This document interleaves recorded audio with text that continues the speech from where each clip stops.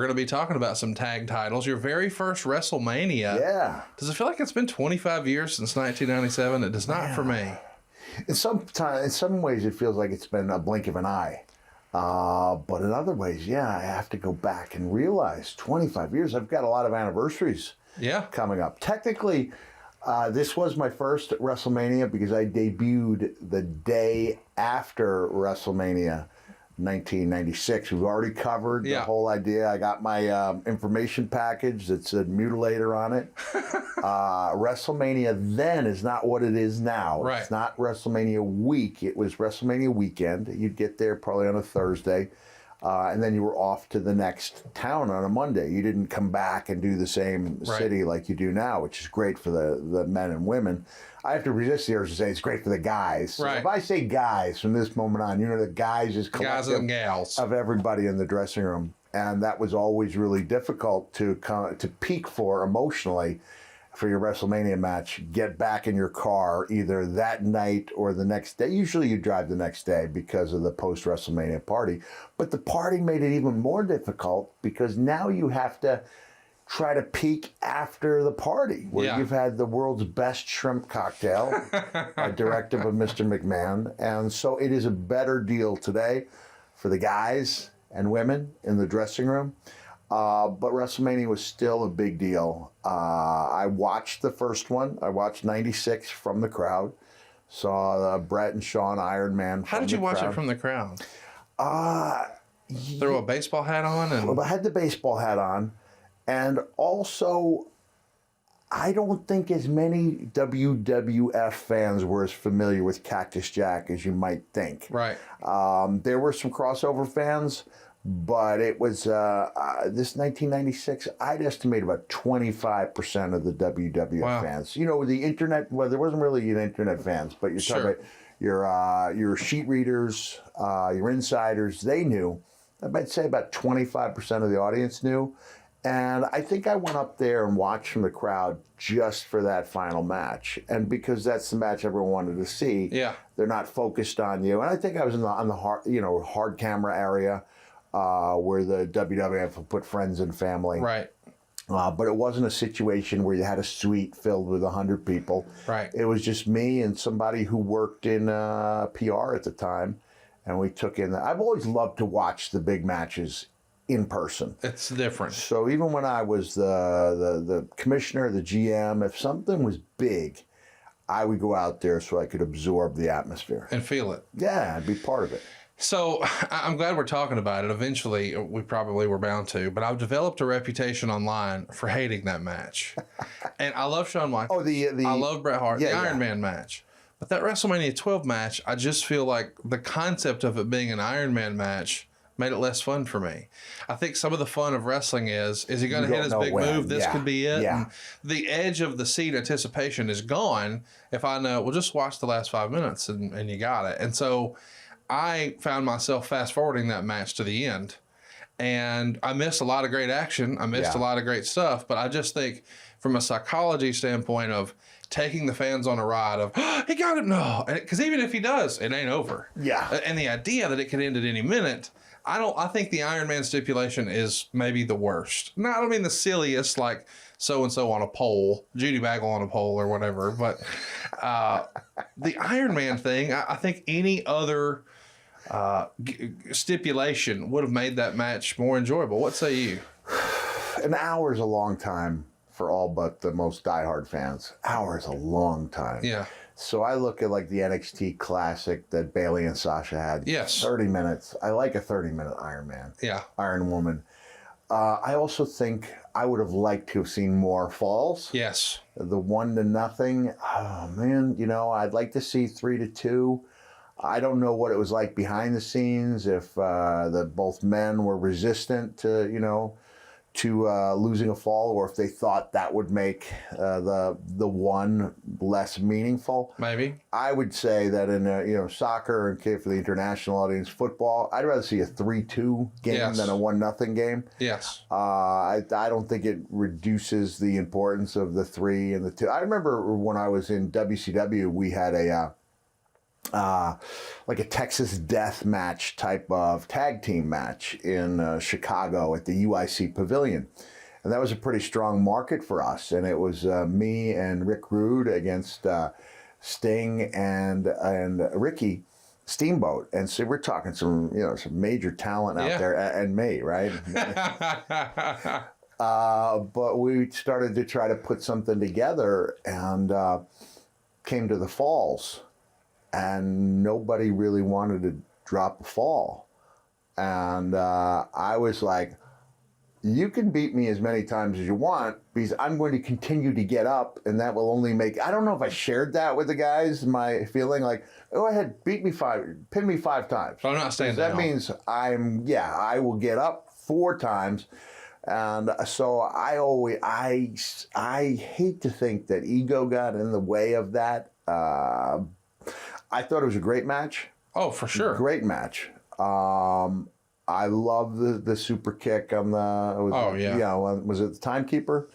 It looks like you put all of it into that super kick, too. Probably did, right? Yeah. Probably, you relieve the recipient of the need to know how to sell by putting all of it into there. You take that out of his hand.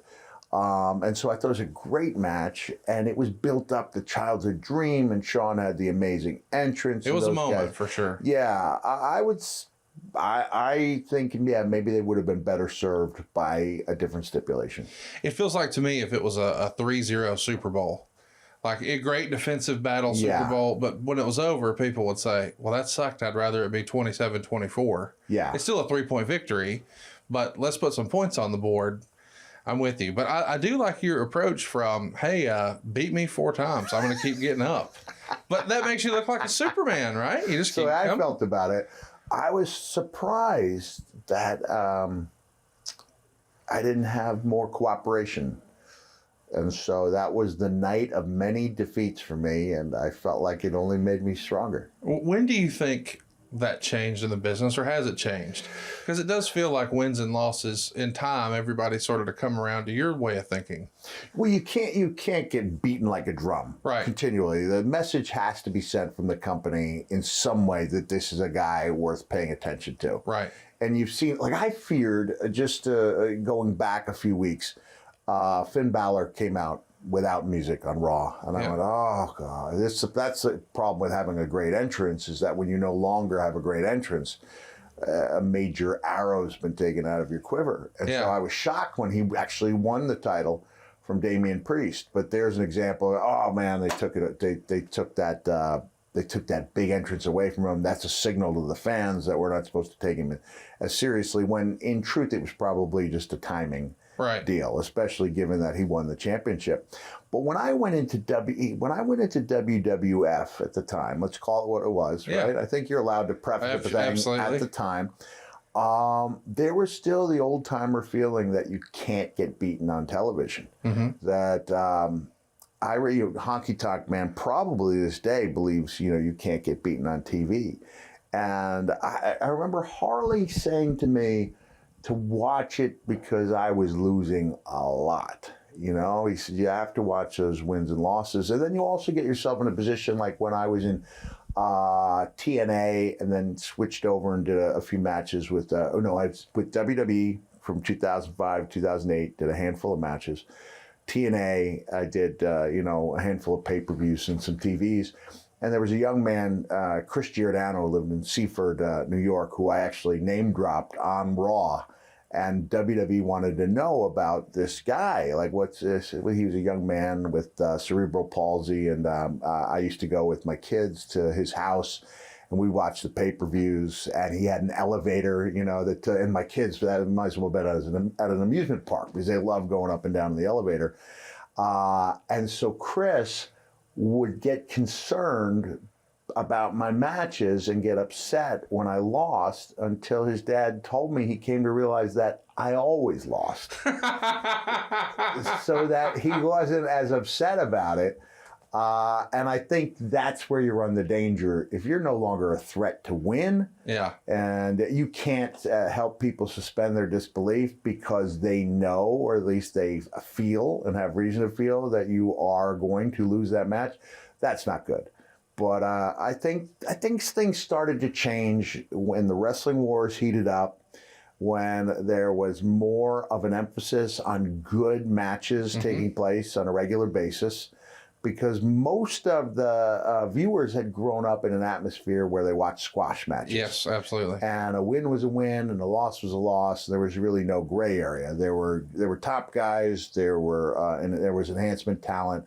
There were gray area guys. Like when I was growing up watching WWF, it was like an SD Jones might score a victory, and as he got older, as some of the guys got older, like Chief Jay Strongbow, you'd see, an instant spark, and you'd see the sleeper hold, and then the match would be over fairly quickly. But he was still Chief Jay Strongbow. That's right. So, but I think when the wars heated up, and you had to put good matches on a regular basis, there was more of you could accept that good wrestlers could lose matches. And I think as you ingratiated yourself, and hopefully that's the right name, as you made yourself part of someone's Monday night or Tuesday, whatever the case might be, and they felt like they knew you, in some cases, losing could actually help you. Yeah. I think you go back to when Becky Lynch had her big breakthrough when she attacked Charlotte. And somebody in the house, I think I was with my family, I don't know who I was watching the pay-per-view at which house. It might have been at Chris's house. Somebody said, "Why are they saying you deserve it to Charlotte?" They were chanting. I said, "No, I think they're chanting you deserve it to Becky." I said, "Well, what does she deserve?" I said, "I think they understand that this is a moment, that this is a push."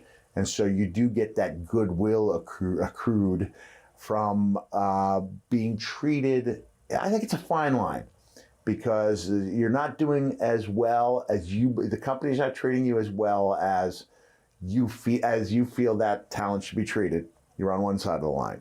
Getting beaten like a drum, you're on the other side, and then you lose that emotional connection to that person, and you cast them off. I think in the same reason why when you're a young man or young woman and you have crushes and you're falling in love for the first time, you don't put your heart out there if you know it's going to get stomped on. Yes. Right? You'll take a chance in love if you think there's a reason. And this is probably a foolhardy, comparison, because men and women in love do ridiculously dumb things. Yes. But there are times when you don't put your heart out of the line because you know it's going to get crushed. Right. So you don't make that emotional connection with that character, or you lose that emotional connection because you know you're going to get hurt in the long run.